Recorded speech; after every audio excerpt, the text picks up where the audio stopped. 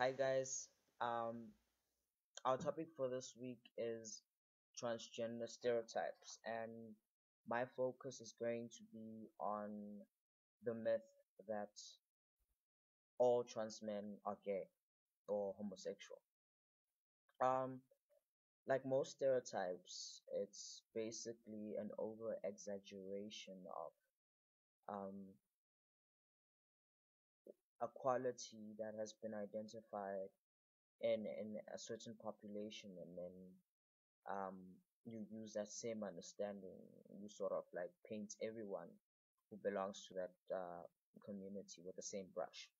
Um, and I might be wrong. I'm not sure. That's just my own definition of what a stereotype is. But basically, I feel that it's very much well documented that when some people transition, they end up questioning their sexual orientation as well. And I just think that it's something that comes with the territory. I mean, I identified as lesbian for most of my life. And that's because I had no idea what being transgender means, or I had no uh, word that I could use or knew of to describe my situation until fairly recently, actually. But I feel that, you know, having successfully concluded after questioning my gender identity for some time, it sort of came naturally for me to actually now start looking at my sexual orientation with different eyes, because um, you go in with a sort of a fresh view of things, because you realize um,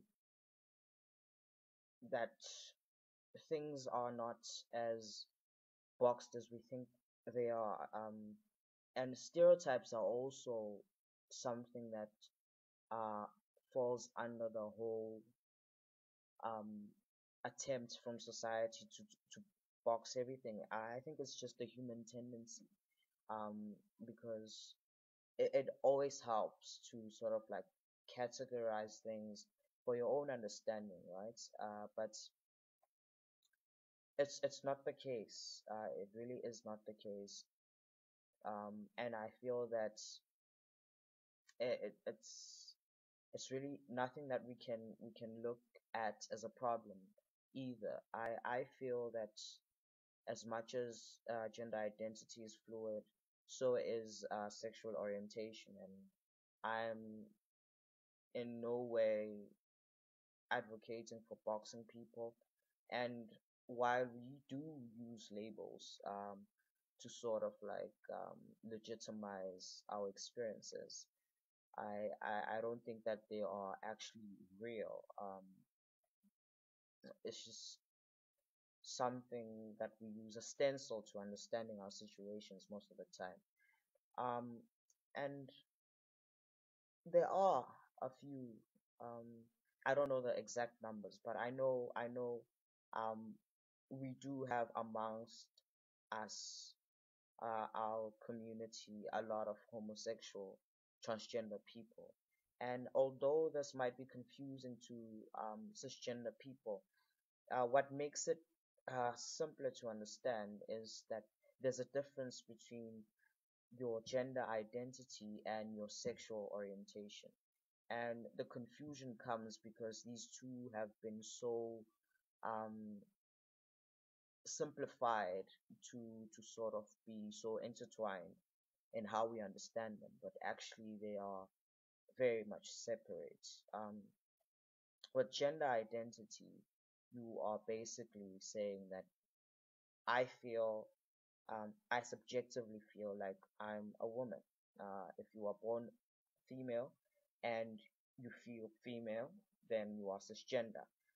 And if you are like me, born female, but then can't identify or do not identify um, with the female sex category, then I I, I identify as a man, then I'm transgender.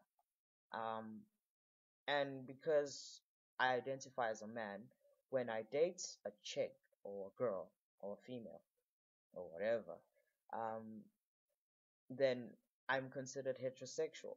But if I were to date a guy or find a guy attractive, then I'd be considered homosexual or bisexual or whatever the case may be. But it's I think that it's not really something that is new. Uh, I mean, with every community, you have a variety within that. And just like you have gay, lesbian, bisexual, asexual, cisgender people, then you are most likely going to have homosexual, transsexual people because that's just the way things are. Humans are, we come in different shapes and sizes, a lot of variety.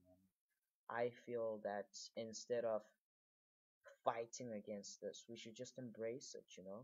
Um, and I get hit on by gay guys a lot of times, and instead of taking offense, I actually take that as a compliment. I am actually very flattered when they do that because um, it validates my masculinity because I mean, gay guys are attracted to men, and I'm saying that I'm a man, so it comes with the territory, I guess. But yeah, that's my 2 cents. Thanks for listening. Sure.